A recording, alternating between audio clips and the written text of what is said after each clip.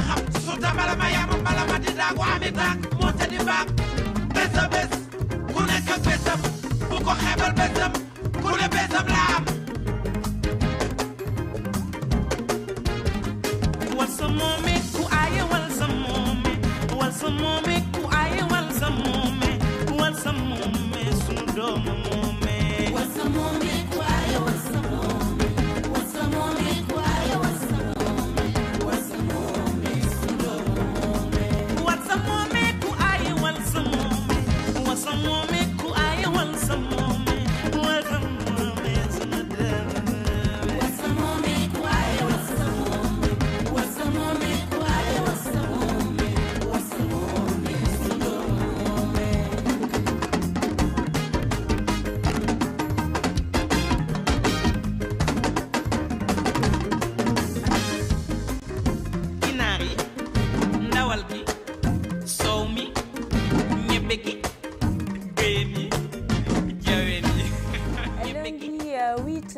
octobre 2018. Amis téléspectateurs, ravi de vous retrouver comme ni ñu ko tàmm di defee rek saa ju lundi jotee mardi mercredi ba jeudi dañ fi daal di teew ànd ak yéen daal di amal rek suñu émission 12-14 bi nag tey comme ni ngeen ko gisee dinañu ànd ak ñi nga xamante ne rek ñoom ñooy tiimu tey bi actualité Pa Assane Seck dina ñëw daal di commenter l'actualité société développement moom aussi Mama Soukane dina ñëw ak thèmam dinañ ñëw aussi ci info web ak ñaxale entrepreneuriat ak Ndeye Khar waaye tamit sport ak Sambou Biagui loolu yëpp danañ ci daal di waxtaan waaye rek comme ni ngeen ko gisandi rek li nga xamante ne moom moo xew ci semaine bi mën nañ nekk week-end la boo xamante ne dafa daal di macabre bu baax a baax commencé ko ci ki nga xamante ne rek moom mooy soxna Zeynab Fall daal di génn àdduna Excaf yëpp di ko naqarlu waaye aussi di nangu dogal yàlla bu bëggee rek noonu lay demee dinañ ci waxtaan ci kanam tuuti ak sax Ndeye Khar exemple bi mu jëm ci moom la mais aussi ñeneen ñi nga xamante ñoom ñoo ci génn àdduna moom mooy député bi nga xamante ne moom mooy député Benno Bokk Yaakaar di Khady Ndiaye moom aussi ñu ngi koy jaale famille am ak ki nga xamante ne moom moo ñàkk bakkanam moom aussi dañ ko daal di pousse fële ca mbaaw suma juumul voilà yooyu yëpp xew na fi mu nekk loo xamante ni métti na lool ak yeneen yu fi xew la responsable la Mariama aussi Sakho mi nga xamante ne ñàkk na bakkanam moom tam dañ ko fàtt nañ ci waxtaan ci kanam tuuti mais li ñuy def rek moom mooy nuyanteeg ñi nga xamante ne ñoom lañu nar a bokkal tey plateau bi Mama Soukane maa ngi lay nuyu. maa ngi lay fay Asietou. jaajëfal nuyu ñi nga xamante ni ñoom la bokkal plateau bi Papa Assane ñaxale ak suñu invité bi. wax nga ko sànq ak week-end bi nga xamante ni génn nañ ko ci mu dal nag ci li nga xamante ni moo di groupe Excaf Télécom. di jaale waa Excaf yëpp di jaale waa DTV jaale surtout waa RTB bi nga xamante ni fii la njëkkee avant muy dem li nga xamante ni moo di DTV soxna Zeynab Fall Sénégal yëpp ñoo ñàkk du groupe Excaf parce que ni mu génnee àdduna ñëpp ñoo post yeeg statut yi message Facebook internet bi ñëpp ko métti loo ci yiwam ni ñaan yàlla xare ko àddina yàlla dolli ko yiw yéene bi mu amoon àddina mu daal di koy yeggalee fi nga xamante ni moo di àllaaxira njaboot gi mu fi bàyyi yàlla teg ci ñoom loxo yàlla may xolu muñ këram may ñu ko ñi nga xamante ni moom la ñuy liggéeyal di ñaan yàlla ñun ñi ñu fa bàyyi tamit rek yàlla dolli ñu sutura sàmm ñu may ñu kàttan nga xamante ni ñoom ñu nekk foofu ñun dañ leen koy ñaanal may ñu gudd fan ak wér bu sax dàq Asietou wax nga ko sànq société développement après dina ñëw daal di waxtaane li nga xamante ni moo di éducation waxtaane problème lycée Limamoulaye lycée d'excellence boobu ak ses multiples problèmes ak le proviseur am naa ci kanam dinañ xuusani bu baax a baax inshallah Pa Assane Seck naka nga def bismillahi rahmaani rahim Asietou yàlla ñu yàlla defal jàmm amiin yàlla defal jàmm yàlla defal jàmm juróom-ñaari yoon amiin Pape Djibril Guissé nuyu nañ la gan tey c'est un ancien membre de l'Alliance pour la République APR nuyu Asietou Mame Astou équipe technique bi nuyu ñaxale am tiis comme ñëpp dund ko defe naa ku newoon démb ci enterrement bi li fa newoon man de mosuma gis cimetière yu fees ba ñu wax nit ñi mu leen dugg démb gis naa ko wax dëgg yàlla macha allah loolu moom yàlla bu ko cat jiitu amiin soxna Zeynab Hadja la ñuy wax parce que dem na Màkka waaw ñu ñaan yàlla mu nangul ko Màkka boobu nga xam ne jotoon na fa tawat ci li ñu wax ba at si fii ñaan yàlla mu nangul ko hajjam ak yéenem ma dégg ci kadar mu wax lu yéeme ne dafa ñaanoon daal bu demee ba tiim Seydina Muhammad sallallahu alayhi wa sallam ci waxin lu mu am jël lu ci des yàlla nangu na ñaan bi ndeysaan yàlla moom ku ko ñaan mu may la yàlla na nekk rek lu gën si moom mu saxal yàggal sarax bi ci ay jabootam kattanal leen dooleel leen dafit mu nekk lu fi gëj ci kër yëpp yàlla xaaril ñëpp àjjana Mariama Sagna bu Pastef ak Khady Ndiaye bu Benno Bokk Yaakaar ak sunu way ñi nga xam ñoo fi jóge ñëpp yàlla na yàlla àtte si yërmande mi gën a kawe boole leen ak Seydina Muhammad sallallahu alayhi wa sallam xaaril ci àjjana yi gën a kawe daal xaw na diis tuuti mais sant yàlla dañuy wax alhamdulilah rabbil alamin yàlla na yàlla saxal jàmm Sénégal amiin ñaxale Asietou maa ngi lay nuyu suñu mbokk téléspectateurs yi ñuy seetaan di nuyu Pape Djibril di sama camarade promo di nuyu Mame Astou di nuyu Pa Assane di topp toujours seen logique bi ngeen nekk rek di leen jaale di leen jaale yéen waa groupe Excaf Télécom yëpp di ko jaale aussi waa Sénégal parce que tiis bi Sénégal gi yëpp lañ ko sentir via les réseaux sociaux amul fu ma gisul jour boobu kii di photo soxna Zeynab wala boog ay message am yu nga xam ne moom doon véhiculer dafa am nit ñoo xam ne de leur vivant duñ leen xam trop mais bu ñu dëddoo àdduna ci la ñuy xam message yu am importance yu ñu doon véhiculer wax ju am njëriñ bi nga xam ne mënoon naa jëm ci askan wi ñu mën koo jëriñoo trop muy nekk nag vraiment loo xam ne tis la bu rëy maa ngi koy jaale waa Sénégal yëpp di ñaan yàlla rek suuf sedd ci kawam. amin amin amin boo déggee borom këram ni muy waxee ci soxna Zeynab Adja soxna Zeynab Fall sa yaram dafay daw da ngay xam ne rek ne def lu baax moom moo am solo ndaxte ku nekk gërëm na ko ku nekk gërëm na ko mag gërëm na ko ndaw gërëm na ko ña muy liggéeyal gërëm nañ ko ki nga xam te moom mooy borom këram gërëm nañ ko anniversaire bi mujjee def ay sëram gërëm nañu ko en plus ce sont des témoignages yoo xamante ne témoignages yu poignant lay doon yoo xamante ne da nga naan mais kii en fait xolam fan la eggoon ba mën a am lii lépp et puis comme ni nga ko waxee ni ko Paasan waxee rek nit xëy na buy dund xëy na yu bëri doo ko xam ci moom mais ku xam Seyda Zeynab Fall xam ko aussi ci jàngale xam ko ci laabiir xam ko aussi ci waxu diine waxu yàlla ak yonent bi loolu lañ ko xamee dëdd bi nag daal dinay métti lool waaye dañ koy daal di nangu rek comme ni ma ko waxee léegi ndaxte bu yàlla bëggee foog ñu daal di nangu rek te kay ñaanal suuf foofu ci kawam bu baax a baax a baax a baax ndaxte ku ko mérité la ku liggéeyal diine la bi ma gisee oustaz Aliou Sall di wax ba bëtam taa muy jooy mu nekk loo xamante ne dafa touchant ak ñeneen ñoo xamante ne ay liggéeyal katam lañu di wax bay jooy dafay daal di daw yaram bu baax a baax alors dañuy daal di nuyu rek ki nga xamante ne moom mooy suñu invité di Pape Djibril Guissé nekk membre moom tamit APR bala ñuy dem ci actualité ñu nuyu Pape ñoo leen nuyu. alors maa ngi leen di fay di leen remercier ci invitation bi. di am trop mbégte di ñëw ci plateau bi. ñëw biir DTV boo xam ni sama kër la. su ma waxee sama kër la c'est parce que en tant qu'entrepreneur DTV daf ñu yàgg gunge. avant mu nekk DTV à l'époque RDV. depuis 2009 ba léegi ñu ngi liggéey ak moom. donc tey su ma ñëwee fii ci plateau bi je pense que dama ci am mbégte. rawatina nag ma ñëw fekk sama sœur. comme ni nga ko waxee mu nekk une personne boo xam ni voilà sama promotionnaire la. donc on a étudié ensemble on a passé toute une partie de notre jeunesse ensemble donc su ma ñëwee fekk ko fi vraiment dama ci am mbégte lool. di jaale aussi comme ni ngeen ko waxee soxna Zeynab bi fi jógee. mu nekk nit koo xam ni ku yàlla bëggoon la xam nga nit ku yàlla bëgg mooy koo xam ni da ngay dëddu àdduna jël sa lépp jox ko diine.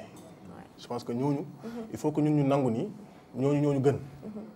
man loolu laa jàpp. nit ki nga xam ni ñun suñu xëy saa su nekk di daw di dugg si lu ne di wutum dërëm di liggéey di daw di jógu ko daanu ñoom jël nañ seen lépp dëddu ko di jàngal nit ñi alxuraan di jàngal nit yi diine donc nit ñu mel noonu je pense que war nañ leen nangul ni ñoom ñoo ñu gën. donc ñu koy jaale Sénégal yëpp di leen ko jaale. di jaale aussi waa Pastef bi nga xam ni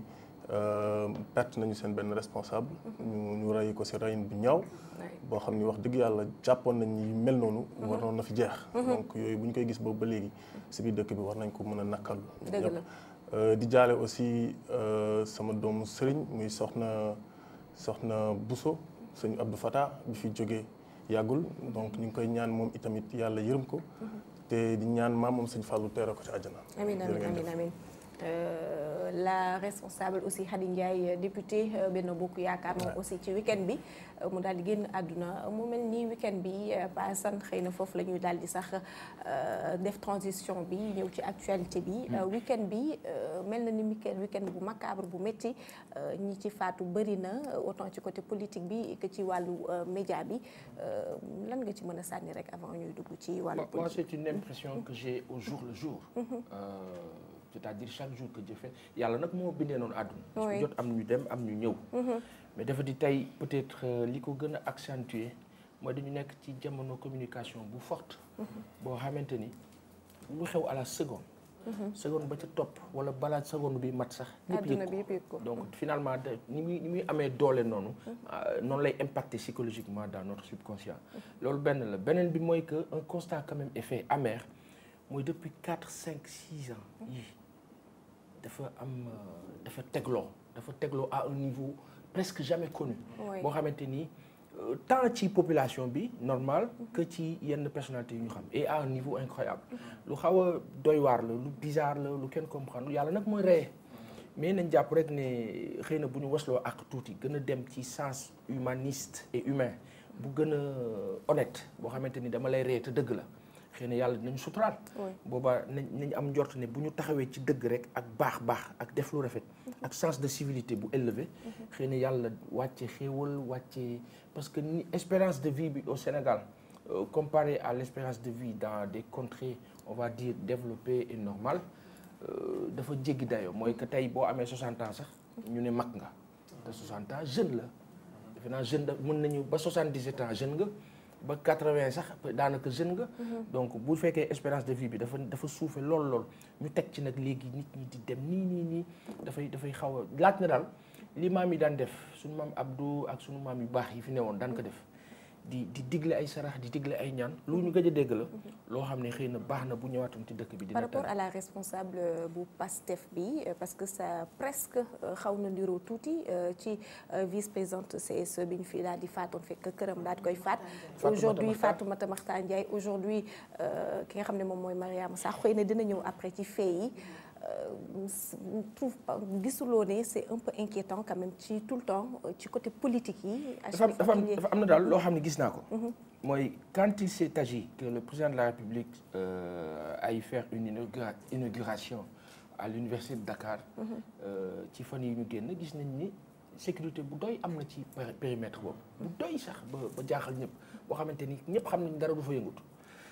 lu ni mel bu amoon pour population yi te ñooñu di exister di armée bi di exister pour la sécurité nationale. doon na gën lu tey bu ñu gisee banlieue bi muy li jàpp Kër Massar jàpp zone boobu yëpp gis nañ ne que insécurité bi dafa jéggi dayoo. am na manque sécuritaire au niveau même policier. kan moo ko war a taxawee nguur bi la. nguur bi est-ce que mu ngi def li mu war a def ci sens boobu ils nous diront toujours oui. qu'ils sont en train de le faire. on espère juste que lu dëggu la malheureusement au jour le jour. on le vit cette insécurité ñu ngi gis ay nit yoo xam dañ leen di faagaagal te du mujj fenn. Seck Ndiaye Abdoulaye Timéra ak yenn des Sénégalais qu'on tue tranquillement au niveau national comme à l'étranger et ça n'offusque personne et le drame dans tout ça mooy que baaxoon na tey ñuy sentir sunu nguur yi jamono bii ñuy wax parrainage wax politique politicienne baaxoon na léeg-léeg lu ñu politique benn moment ñu taxaw nag ñu arrêté lépp ñu ne nag gars yi nañ jublu ci lii que ñu bokk camp ñu bañ a bokk camp maa doon na ma neex tey lii xew nii on nous dira oui on attend l'enquête mais li xew nii ak ci wàllu jafe-jafe ak ñaawteef baaxoon na ñu siy dégg sunu autorités yi ñi nga xamante ni ñoo jiitee dëkk bi ñu leen di dégg directement sans que ñu leen di interpréter mais ñu dégg ko tey coow li ne ko ñu ne procureur de la République jóg na parce que lii mënul nekk c'est inadmissible mais bon malheureusement on sera toujours obligé de pousser à bout une pression comme sur le cas Omar Wade bi nga xamante ni il a fallu la pression des réseaux sociaux yi ñuy bañ tey yi ñenn ñi di bañ ces réseaux sociaux là ont permis une pression bu poussé peut-être ñu jàpp tubaab boobu ñuy wax ne que ñu ngi xool nu ñu koy génnewaatee bref c'est difficile nguur bi nag am taxawaay bu gën a rafet doy na waar Dakar 2022 Soham ak Macky Sall ñu ne dañuy daal di tase rek fële sa Buenos Aires temps yëpp ñu ngi koy wax boobee tase ban impact la mën a am waaw nañ wax ne loolu démb la am Soham Wardini mooy li Canadiens yi di wax la nouvelle mairesse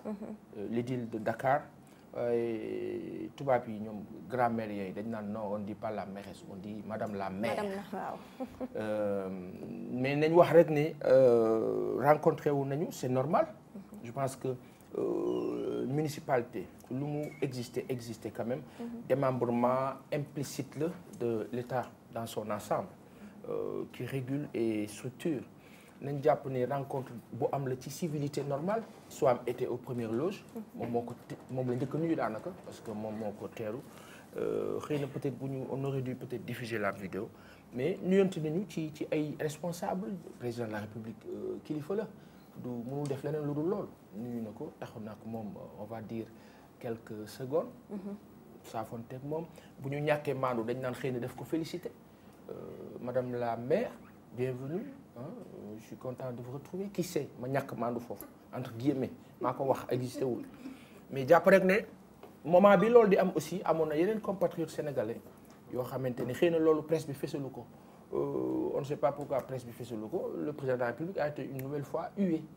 par des compatriotes sénégalais mu nekk loo xamante ni gis nañ ko léegi dañ ko tàmm fu président bi dem rek am na ay sénégalais yu koy topp foofu wala yu fa nekk yuy def ay voilà yuy dénoncer li xew ci dëkk bi. Malheureusement que ce soit dénoncé ici au niveau national wala boog que ce soit mis en exergue ci de façon attitrée ci presse sénégalaise bi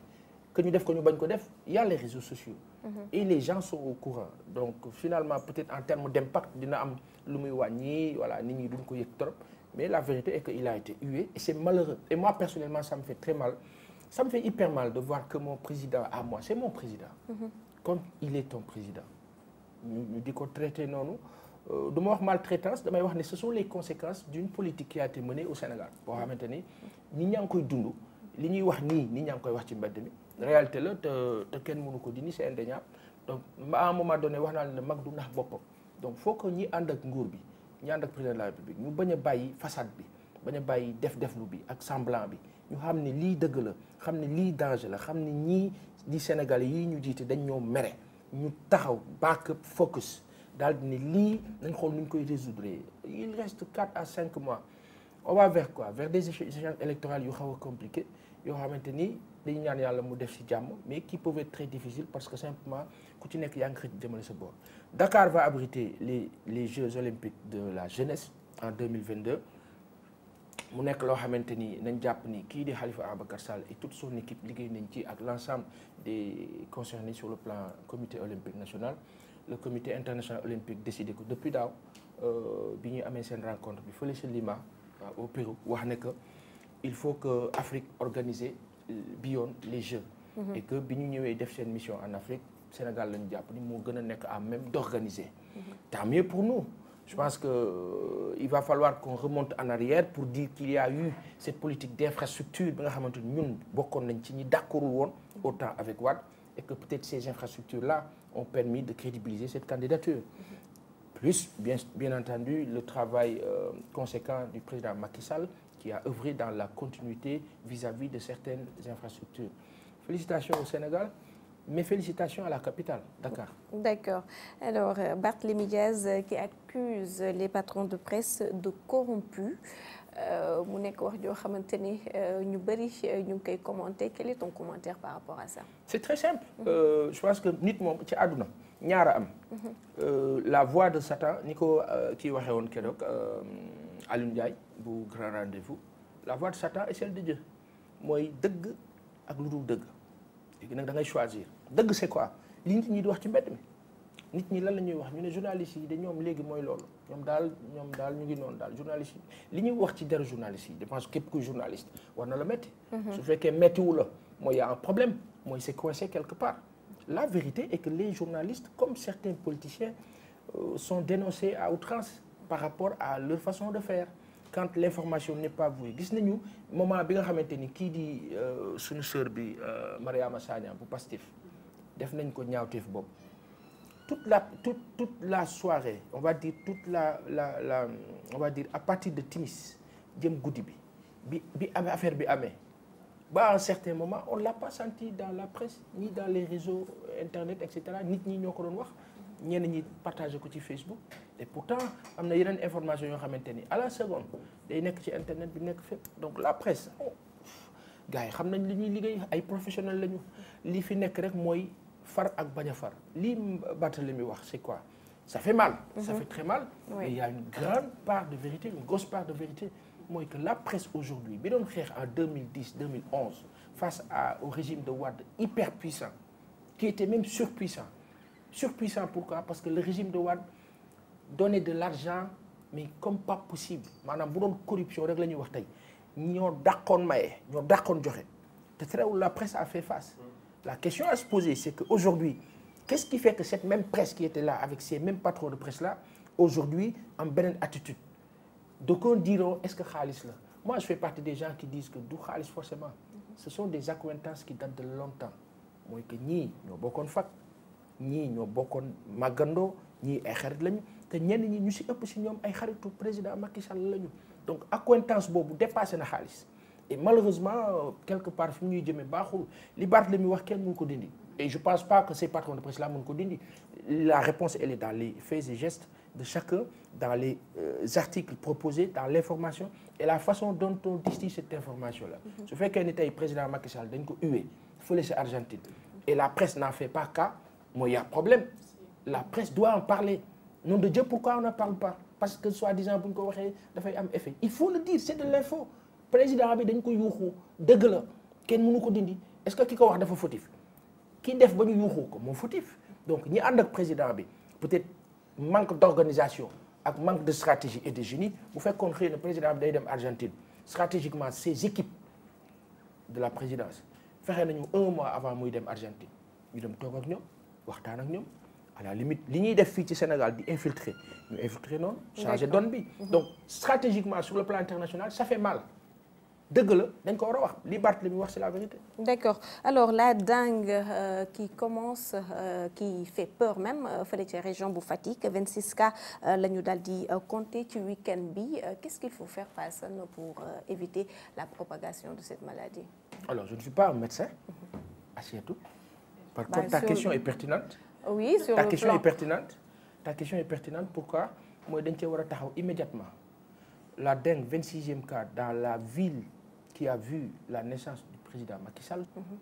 C'est encore gênant. Est-ce que léegi dañu war a xool traité ñu d'opposant soi-disant booy bi opposant la non c'est un constat créé wuñ ko sosuñu ko il est inadmissible inconcevable à la limite insupportable que ñuy wax la dengue dans la ville qui a vu la naissance du président de la République cette ville-là où on dit que mbalit mi dafa bare ba rob ba jéggi dayoo cette ville où on dit que jeunes yi amuñu lu ñu def cette ville qui est presque l'une des villes les plus pauvres du Sénégal cette ville où il n'y a rien absolument rien et pourtant le président de la République détient on va dire en 2019 près de 4 000 milliards de budget en termes de prévision des annonces ont été faites tournée nationale conseil ministériel ou interministériel dans les régions Fatick ak fépp où est le résultat est-ce que xaalis boobu def nañ ko fa personne n'a vu en tout cas apparemment ils l'ont fait d'après ce qu'ils disent gisuñu ko qu'est-ce que tey jii nii kan moo war a taxaw wax sénégalais yi ne leen Fatick kat am nañ fa taxawaay wante nag lii mbiru yàlla la non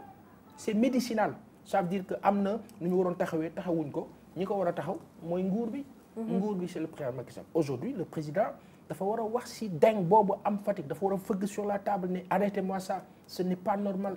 foofu lañ toll. Comme sur la presse ou peut-être je vais digresser un peu pour te faire une précision mooy que tey cette presse-là naam du xaalis mais elle est tellement pressée sur le plan économique au point que mënul dem su mënul dem lan lay def ñenn ñi dañuy utiliser seen relation bi ñoom ak président bi pour mën a am facilitation pour mën a am yenn affaires yi mën a taxaw am dëgër laay mooy que en 2012 quand le président de la République est venu il a dit presse bi baal naa leen seeni impôts je me rappelle avoir dit sur la 2STV que c'était dangereux que non yéen bor yi ngeen amee xool leen nu ngeen koy fayee il y a plus de liberté plus d'autonomie plus d'indépendance wante baal naa leen seeni impôts mooy je vous tiens en main et c'est ce qu'on vit ku ko ci amul noo taxawee rek ñu teg la pression et c'est ça qui doit cesser la dengue président wax si. D'accord na si wax en même temps mën nañu conseiller tamit il y a beaucoup de conseils yoo xamante ne les médecins daal nañ koy joxe pour que population bi daal ci bàyyi xel au cas où au premier signe yi daal lay dal fièvre rek ngay wàccuk yu demee noonu yooyu yëpp joxe nañ ko muy premier signe yi di sensibilisation loolu yëpp mën nañ ci wax pour que ñi nga xamante ne loolu peut-être que mën na leen a dal wala gis nañu signe yooyu ñu daal di dem directement ci docteur tey éviter yenn comportement yi alors ñu daal di jàll ci suñu invité di Pape Djibril Guissé qui est ex-membre de l'APR lan moo tax nga génn APR. C'est bizarre hein? Je sais pas comment l'information est passée parce que c'est pas quelque chose boo xam ni j'en ai parlé publiquement je pense que su ma si waxee tey mooy la première fois ma si wax. xam nga ñun je vais faire benn rappel bu ndaw ci fan lañu jógee ak la moo tax ñu dugg APR ñun on a démarré le combat en 2007 dans le Front Siggil Sénégal. À l'époque avec les Barthélémy et cetera ñu jóge fa dem ci M23 où je coordonnais le département de Dakar avec Abdou Aziz Diop et Cheikh Sadibou Diop. Et yoroon aussi organisation jeunesse am 23. mu nekkoon période bu metti boo xam ni dañu doon xeex pour jëlee li nga xam ni dañu jàppoon ni dafa nekk lu lëndëm pour suñu réew mooy la gestion d'Abdoulaye Wade et de son gouvernement à l'époque. ñu toroxal ñu si ñu sacrifier suñu vie ñu tëj ñu si kaso ñu yàq suñu liggéey. Je me rappelle man sama société tëj naa ko 8 mois boo xam ni liggéeyuma di jël suma xaalis di ko dugal ci xeex bi. ñu coupé suma courant coupé suma ndox coupé suma comment on dit téléphone. te kuy liggéey ñu coupé sa téléphone ça tu perds tous tes clients. ça sacrifice la woon mu jaraloon ñu ko. et puis ñu demoon ci ba jeex. ñu àndoon ci ak Macky Sall dans le M23 di xeex guddeeg bëccëg ñu nekkoon ensemble nekkoon ci conférence des leaders mu am ay faits yu ñu remarqué woon yu nga xam ni ancien régime bi moom la doon doxalee. ñu ne ñun faits yi ànduñu si. président Macky Sall à l'époque jàpp ni moom it àndu si donc tey bu ñu demee ba loolu yëpp nga xam ni dañu jàppoon ni du lu baax pour suñu réew ñu siy xeex et aujourd'hui tey fi ñu toll nii ñu gis li nga xam ni c'est pire que li ñu doon gis ci Abdoulaye Wade je peux dire loolu ku si nekk doo góor bu fekkente ni tu es jeune te da ngay xeex pour des principes. Benno Siggil Sénégal a nekkoon man au départ jàppale moom Macky Sall en 2012 je coordonnais la jeunesse de Benno Siggil Sénégal avec yeneen jeunes yoo xam ne on avait une coordination horizontale ñu dem Benno Bokk Yaakaar ànd ak président Macky Sall c'est-à-dire man su ma sañoon sax à l'époque su ma sañoon Moustapha Niasse bi nga xam ne moom moo nekkoon suñu candidat moom mooy jàll moom mooy gagné on s'est retrouvé dans le Benno Bokk Yaakaar ñu dem élection yàlla may président de la République ndam mu nekkoon nag espoir ci ñun jeunesse bi espoir bu extraordinaire bu jéggi dayoo parce que bu fekkoon tey président Macky Sall dafa bokkul woon sax ci ce cadre là à l'époque bi doon xeex pour ne dañu jàpp ni que li fi Abdoulaye Wade doon doxal baaxul. xëy na sax du ñu am espoir boobu. mais bu fekkente ni dafa participer woon ci combat bi du début à la fin noonu dañuy jàpp ni que kii xanaa sañut li ñuy xeex li ñu doon xeex ba jëlee fi li fi ne sañut suba ñëw indiwaat ko fi. mu am benn exemple boo xam ne nit ñi sax dañ koy bon ñàkkaluñ ko fayda mais. pour man dafa nekk lu am solo rek duñ ko fàtte dañ ciy wax très souvent mooy le cas de l'arrêté Ousmane Ngom benn exemple rek. benn exemple. ñun Abdoulaye Wade tere nañu manifester fu ne doole lañ doon dem ak moom Macky Sall ci boppam taxaw ne loi boobu c'est antidémocratique loi boobu dafa nekk loo xam ne warut am ci réew bu mel ni Sénégal lu nekk mu yàq ko Ousmane Ngom mais aujourd'hui ce même président de la République. nit bu bëggee manifester pour bëgg a dugg ville mu jëlaat arrêté boobu teg ko ci kaw table bi benn exemple la rek bu ndaw tegaat ko ci kaw table bi pour interdire nit ñi seeni ay droits mu nekk loo xam ni dafa ñaaw loolu man à mon avis bu fal woon loolu mooy lu mu waroon di ko xotti pour ne les gars vous êtes libres ñun fu nekk bëgg nañ fa dem ñu tere ñu fu nekk bëgg nañ fa dem ñu dóor ñu ay lacrymogène léegi tey man ci sama nguur ku bëgg manifester ñëwal manifester bu ci grille par et pourquoi pas loolu mooy démocratie man loolu laa gëm te loolu laa doon xeex du temps d'Abdoulaye Wade ñu nekk ci biir parti bi par la suite aussi dugg ci par principe ah su ma waxee par principe c'est parce que man Tambacounda laa dëkk damay gis yenn saa yi yenn effort yi nga xam ni pour dire vrai parce que nit aussi gëmuma da ngay nekk ci benn affaire nga génn fa di ko xalaat gëmuma loolu su may dugg dafa am lu tax su may génn xam lu tax li taxoon ma dugg c'est parce que tout simplement dama gis effort yi nga xam ni président mi ngi koy doon jéem a def pour le Sénégal et pour région bi ma dëkk à Tambacounda notamment ay dëkk yu nga xam ni amul woon électricité depuis indépendance amuñu courant amuñu ndox ñu indi ndox man fekkee naa dëkk boo xam ni jour bi ñu indee courant bi xale yi dañ ko doon fooyee di ko taal bu ko affaire bi tàkkee ñu tàcc yuuxu bu ñu ko fayee gars yi na woo xam nga donc parce que xamuñu ko musuñu ko gis vous voyez donc yooyu mu def sama dëkk ma gis ko moo tax très sincèrement ma ne kii kat jàpp naa ne bu ñu ko jàppalee war na mën a réaliser loo xam ni weesu na suñu njot par rapport ak li ñu bëgg mais bu ñu demee ba ci biir gis yenn fait yoo xam ni comme li ma wax sànq moom la doon xeex démb tey mu ñëw ne fi dafa nekk loo xam ni dafa jéggi dayoo mën naa joxe beneen exemple sur le cas de Karim Wade par exemple bi nga xam ni moom la ñu jàpp génn ko dëkk bi jugé ko tëj ko ne sàcc la ñun ñoo njëkk ne président de la République bi mu faloo ñu ne ko ñun dañuy demander la reddition des comptes maanaam képp ku jël alalu réew mi nañu ko delloo ba mu mat nekk ci xeex si tey bu ñu jëlee une personne comme Karim Wade dinañu dafa luubal alalu réew mi ñu jugé ko condamné ko génne ko Sénégal tey élection jot Karim ne day ñëw ñu ne ko non boo ñëwee ñu jàpp la. fayal xaalis bi alors bàyyi nañ ko mu dem. mais lii dama bëgg a xam ndax voilà nga fay xaalis bi. avant suñu loolu boo ñëwee ñu tëj la mais man question bi may posé foofu mooy est-ce que ñun alal bi nga xam ne moom la ñuy toppee Karim Macky moo ko moom wala gouvernement moo ko moom. c'est l'argent du peuple sénégalais. justement voilà léegi yow nga jël nit ki ne ko bàyyi nga ko mu dem déjà il est libre ah mi ngi fële bu ko neex def. gracieux nga bàyyi ko mu dem ak suñu alal saa bu fa toogoon fii ak 50 ans wala ba Macky bu doon daanu suba. Karim di ñibbi si fii xaalis boobu koy fay kan ma si wax. je sais pas c'est une interrogation alors ñu bàyyi ko mu dem ak suñu alal alors bu ñibbisee nañu fay sinon ñu tëj ko mais loolu lan lay tekki lu jaay doole balaa ñu doon egg foofu nañ ko tëj benn yoon nañu fayal wala doo génne ci kaso bi. d'accord xam nga ak yeneen yoo xam ne vraiment seetlu nañ ko si. l'affaire Khalifa Sall dafa amul benn élégance politique le fait que ñu jàpp ko tëj ko ba pare teggi ko si mairie de Dakar xam nga nit nee nañu def kenn waru ko jox doole buur. parce que bis bu ko yoree to dëkk bi. Khalifa am na lu ñu ko tiiñal naam mën nañ ko accepter. parce que ci kayit moom mën nañ ne loolu du yoon. mais dañuy fàttali ni rek ni cette loi bu nga xam ni mairie de Dakar noonu lay doxee. Idriss Seck moo liggéey projet boobu. du temps de Wade. avant ñu koy valider Idi wàcc Macky Sall yéeg. Macky Sall moo inséré ce projet de loi président voté ko. n'est-ce pas donc Macky moom xam na doxalin boobu. ça c'est un deuxième mois bi ñu nekk ñun M23 Khalifa Sall bokk na si ku ëpp lu mu daan participer financièrement si xeex bi xaalis boobu fan la daan jógee forcément foofu lay jógee président Macky Sall xam na ko. je vous rappelle bi ñuy dem Sangalkam on était dans la délégation du président de la République mooy bi président Abdoulaye Wade bëggee def la délégation spéciale là à Sangalkam mais Macky Sall lan la wax publiquement dafa ne président kenn waru ko may doolewu muy révoquer un maire boobu moom mi ngi waxul sax un maire de la capitale ah boobu beneen maire la doon wax benn maire arrondissement mu wax loolu léegi tey cette même personne qui disait ça aujourd'hui est venue ki nga xam ni waa population de Dakar ñoo ko fal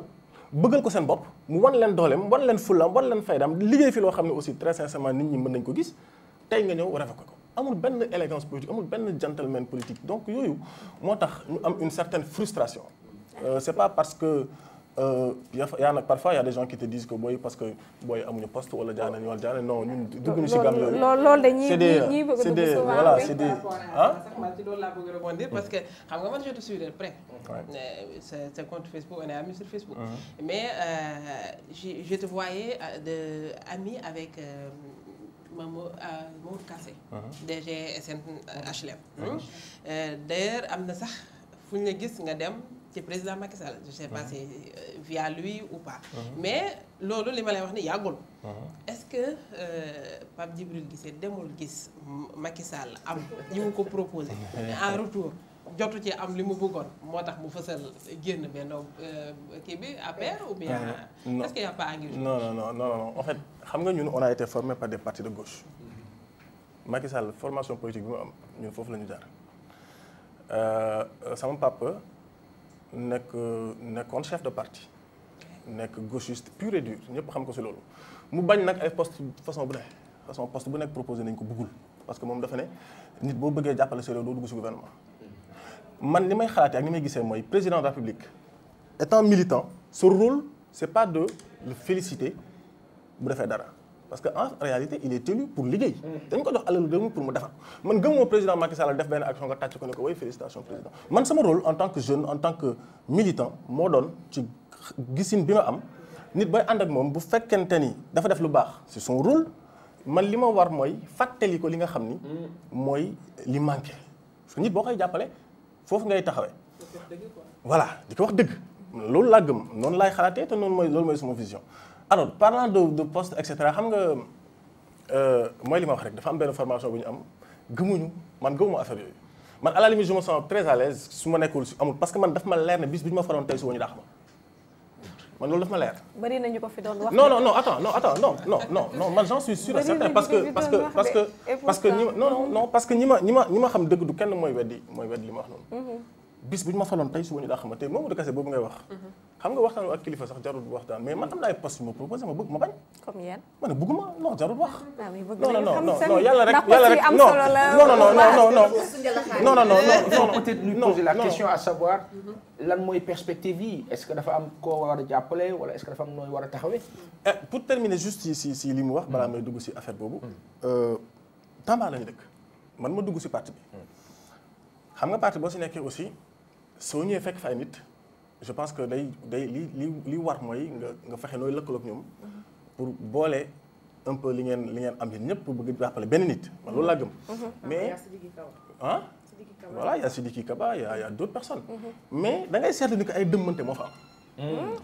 ay dëmmante moo fi am mais ay gëmuñu li ñuy wax da ngay gis ku nekk soo toogee tey kenn ki mu ne la man damay rendi kële soo toogee keneen ki mu ne la man damay rendi kële. te ñoom ñëpp ñu ngi si benn parti. xam nga loolu dafa extraordinaire man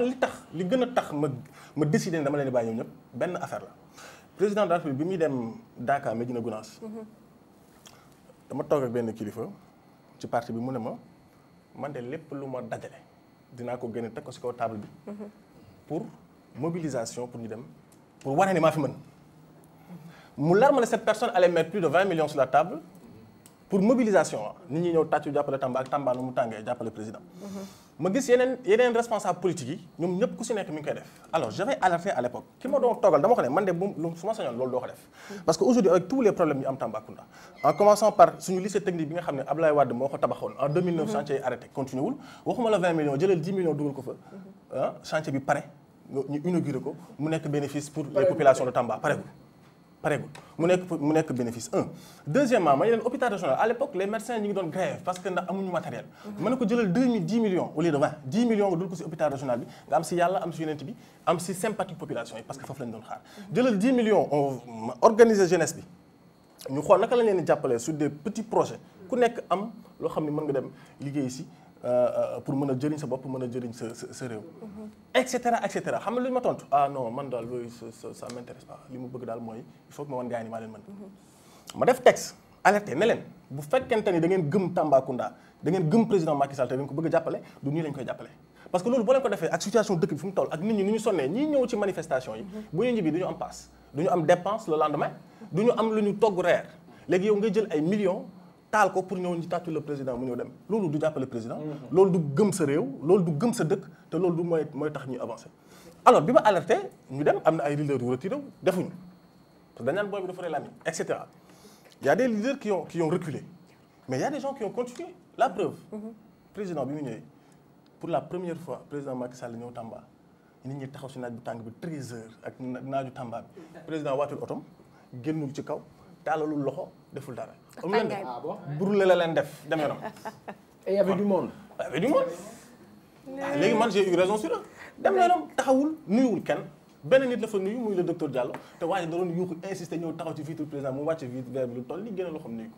loolu du gàcce léegi ana xaalis boobu fu mu dugg perte nañ ko. nit ñi ñëw nañ sol nañ ay t-shirt téye nañ ay pancarte après basta nit ñi dem leader yi takk seen dàll daw ñibbi.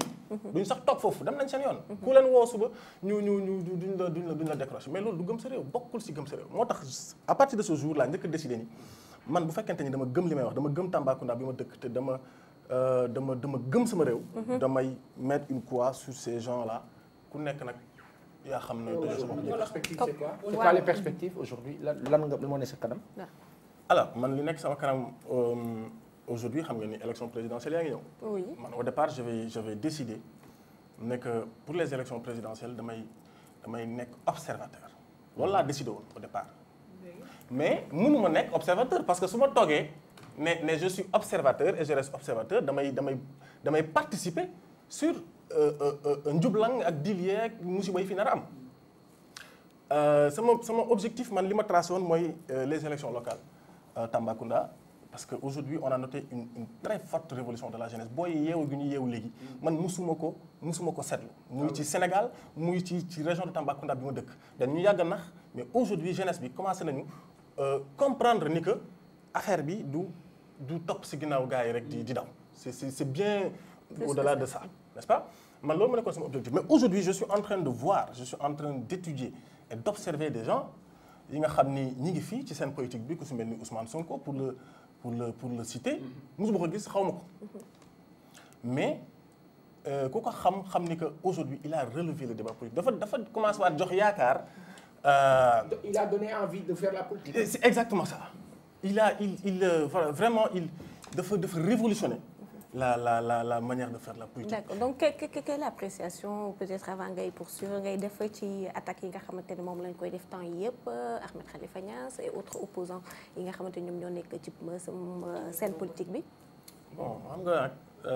politique moom boo si nekkee. di ko accusé de terrorisme de Daesh am na sax ñuy wax ne meurtre bi waa Daesh ñoo ko def. lu ne dégg nañ ko ci yooyu yëpp. xam nga Sénégal moom naka jekk dafa bëri coow quoi. dañuy fii xam nga dañuy wax sagam ñu ñàkk fayda ñi sax am tekkuñu dara la ñuy sosal ak waxal. ak ñi fi ne sax xantuma nag kilifa yi nga xam ne dañu bëgg jël réew mi loolu moom. fii lañ ko fekk mais ñiy wax aussi ay ñoom Ahmed Khalifa Niass ay ñoom lu ñu sax exemple c'est-à-dire man j'aurais préféré benn jeune bu jógee fële teg si beneen affaire ñëw taxaw def benn critique ma reconnaître ko mais pas ces gens là yi nga xam ni xam nga donc vraiment man joxuma leen respect boobu ak gëdd boobu tax seen wax tekkiwul dara si man ba ma fi nekk di ko commenter du ay références yi man du ay nit yoo xam ni très sincèrement xam nga tey ku fi toog naan Ahmed Ousmane Sonko Daesh la nekk ak ay terroriste la salafiste la et cetera mais salafisme mooy lan man définition bi nga xam ci salafiste xam nga la dernière fois j'ai écrit sur ma page Facebook que moi je préfère être salafiste que franc-maçon. Exact. Et des gens se lèvent pour me dire ñaar yëpp a bon et cetera ma ne leen il faut moi je défends pas les salafistes mais il faut retourner vers la définition du mot salafisme c'est quoi c'est quoi ñun li ñu xam ci salafisme mooy des gens qui sont levés pour dire que on veut retourner vers la manière dont le prophète Mohammed sallallahu alayhi wa sallam noonu la doon doxalee islam loolu mooy salafisme léegi nag ñeneen nit ay groupe comme mu nekk rek ay ñi génn fii extrémisme bërëbi galas génn yokku si ay branche ñi ne dañuy def lii ñi ne non lii dafa xaram non ñi l'islam bi ni ñu ko defee dañu ko war a changer et cetera mais loolu mooy définition salafisme moo tax keroog nee naa leen man je préfère être salafiste que franc-maçon il faut bon ay coow la rek quoi très sincèrement loolu moom jarul tontu Ousmane Sonko si boppam